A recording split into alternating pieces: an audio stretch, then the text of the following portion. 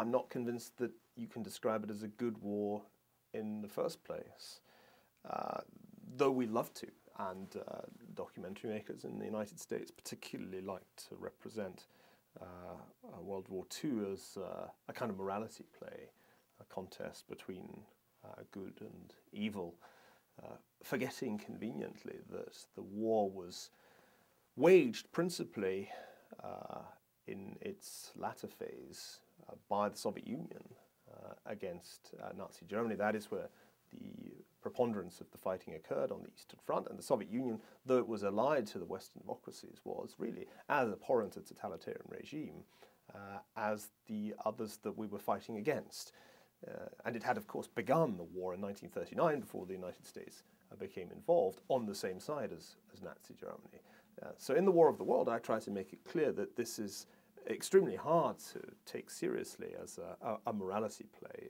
It was a horrible event, which could only be won by using the worst possible tactics that had been pioneered by the Axis powers. For example, it was only possible to win World War II by bombing civilians.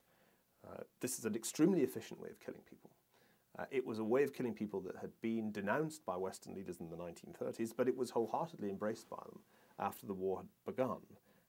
And its ultimate product was the destruction of Hiroshima and Nagasaki by atomic weapons.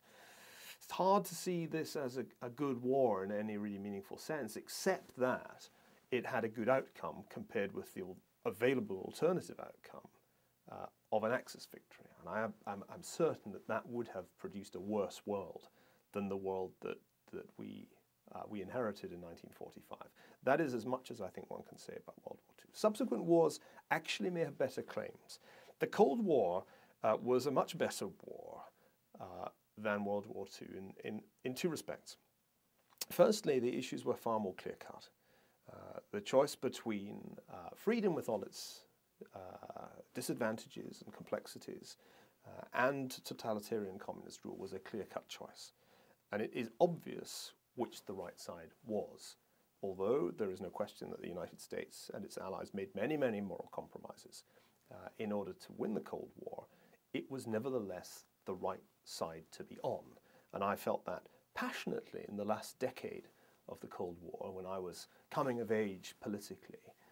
And it must be said that not many of my contemporaries at Oxford in the early 1980s saw as clearly as I think I saw which side was the right side in the Cold War. The other good thing about the Cold War was that relatively few people died. Compared with World War II, of course, there was violence, and most of it happened in the Third World. It wasn't quite the long peace that some people call it, but it was certainly preferable to a full-blown nuclear war. So I'm, in that sense, a fan of the Cold War.